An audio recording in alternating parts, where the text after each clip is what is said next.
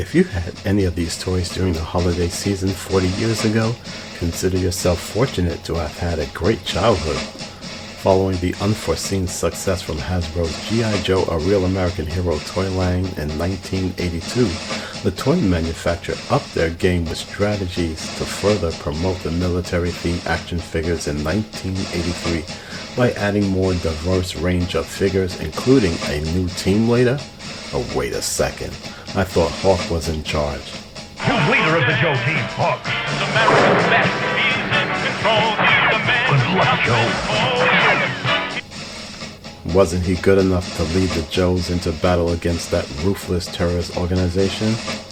Anyway, here's Duke, who is ranked as the first sergeant, aka first shirt, who is the senior leader of a troop or unit, but Duke for the most part served as a field commander where Colonel Hawk sits behind the desk until 1986, I guess.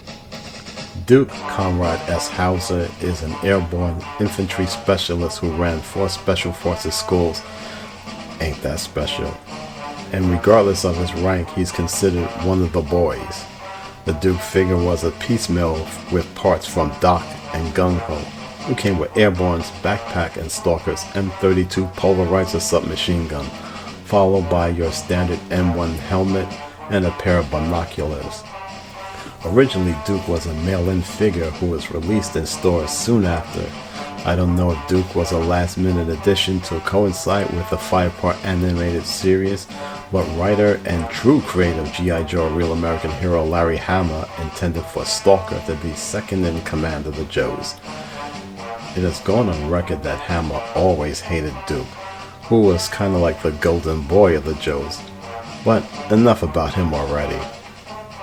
As for the newer recruits, they were more diverse, starting with Doc, Airborne, Torpedo, Tripwire, Snowjob, Covergirl, who the latter was packaged with a Wolverine missile tank.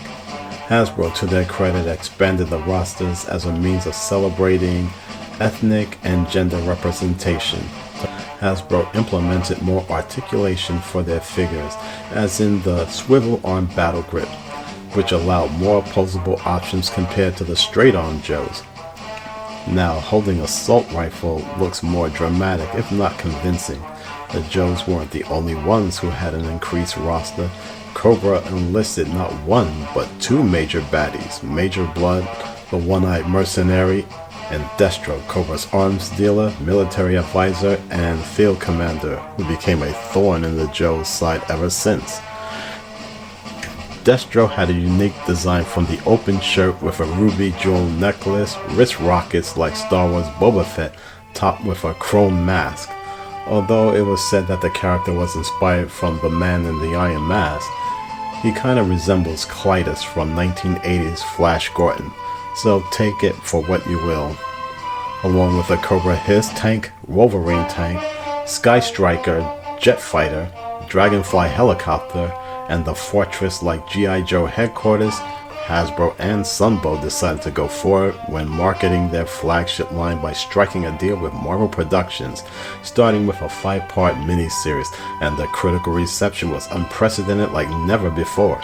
G.I. Joe, a Real American Hero helped to pave the way for numerous toy-based animated series, and its well-orchestrated program that wasn't relegated to just being another kids show.